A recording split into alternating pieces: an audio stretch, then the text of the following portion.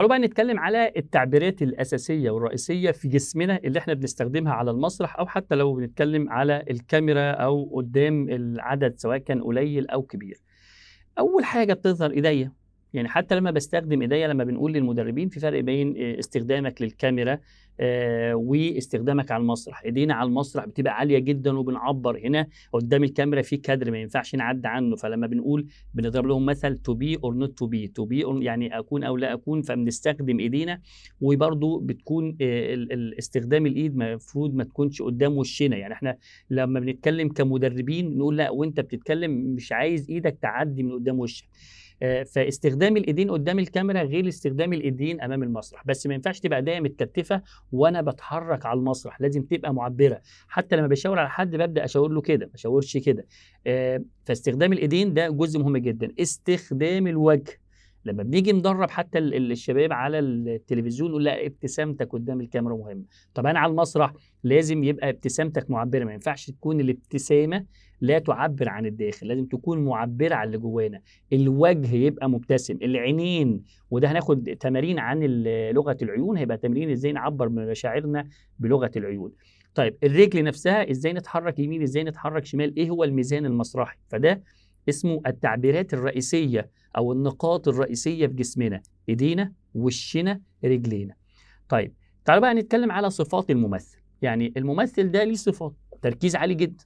ما أنت كمؤدي لازم تركيزك يبقى عالي، ما ينفعش أبقى موجود على المسرح وأنا باتكلم وأفكّر في حاجة فأفقد تركيزي، وبالتالي المتلقي أو المشاهد أو اللي بيحضر أو المتدرب هيفقد تركيزه. ففي تمارين أنت بتعملها قبل الإلقاء، ده بتساعدك على التركيز الشديد.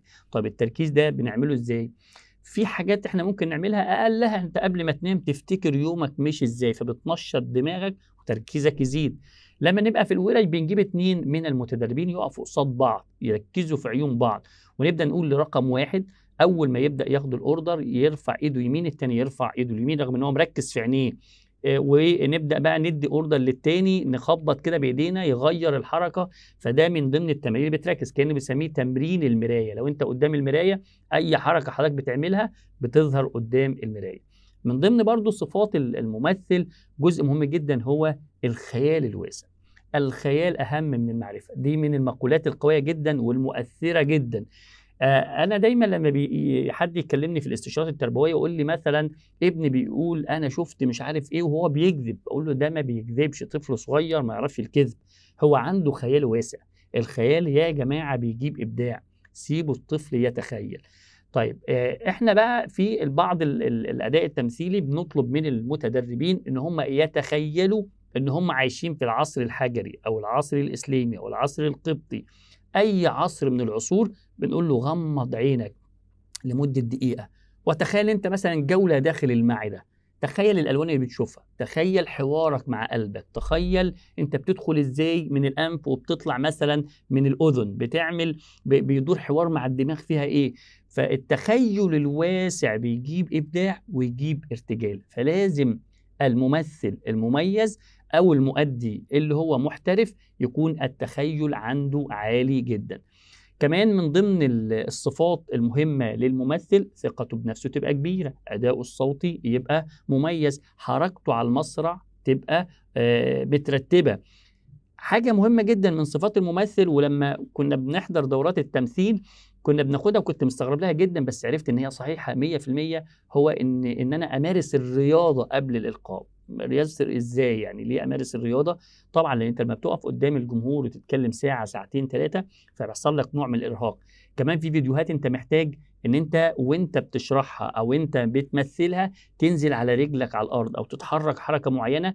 لو فقدت توازنك ثقتك بنفسك للأسف هتقل والأداء مش هيبقى لطيف.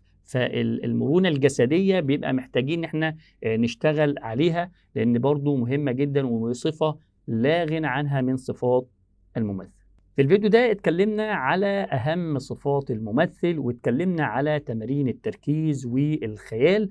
الفيديو اللي جاي هنتكلم على جزئية مهمة جدًا، هنتكلم على الأداء الصامت ولغة العيون.